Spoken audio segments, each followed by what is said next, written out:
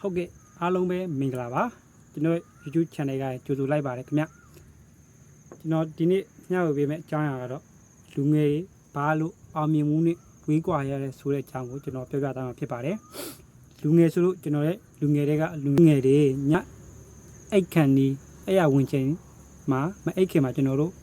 ကိုယ့်ကိုပြန်မေးဘူးလားနှစ်ဖူးကိုလက်တင်ပြီးတော့ငါတို့လူငယ်တွေဘာလို့မအောင်မြင်ရသေးတာလဲဆိုတဲ့အကြောင်းကိုစဉ်းစားဘူးလားနော်ကျွန်တော်ကတော့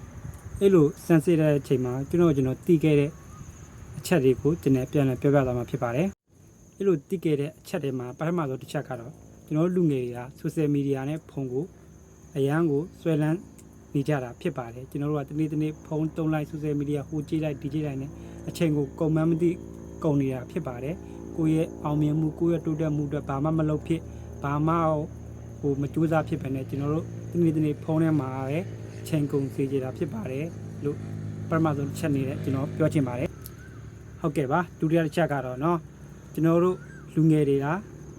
ဘာကြောင့်မအောင်မြင်ရလဲဆိုတဲ့ဒုတိယချက်ကတော့ကျွန်တော်တို့လူငယ်တွေပတ်ဝန်းကျင်စကားတန်ကိုအရန်ကိုဂယုစိုက်နေကြလို့ဖြစ်ပါတယ်ကျွန်တော်တို့တစ်ခုလုပ်မယ်ကျွန်တော်တို့တစ်ခုခုကိုဆုံးဖြတ်ချရမယ်ဆိုရင်မိဘဘာပြောမလဲပတ်ဝန်းကျင်လူတွေကဘာပြောမလဲနော်ပတ်ဝန်းကျင်လူတွေကငါဘလို့မြင်ဆိုရအဲ့အဆိုးမြင်ရဲ့အတွေ့တွေကိုယ့်ကိုမြင်ပါများလို့လူငယ်တွေကတခုဆိုရင်အစီမရဖြစ်မလုပ်ဖြစ်ပဲနဲ့ကိုယ့်ကိုကြောက်စိတ်တွေနဲ့တည်ရှိနေကြတာဖြစ်ပါတယ်နော်ကျွန်တော်လူငယ်တွေပတ်ဝန်းကျင်ရဲ့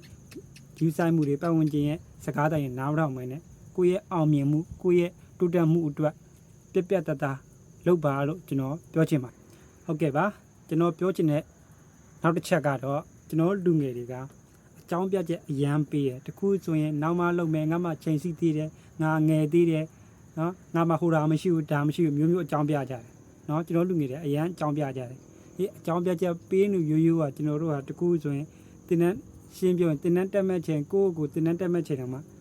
ငါမအားသေးလို့ငါမှလှုပ်ရှိသေးလို့ငါနောက်မှတက်မယ်ဆိုတဲ့အကြောင်းပြချက်တွေအများကြီးပေးနေကြလို့ကျွန်တော်တခုဆိုကိုယ့်ရဲ့တိုးတက်မှုလည်းမသိယူဖြစ်ကိုယ့်ရဲ့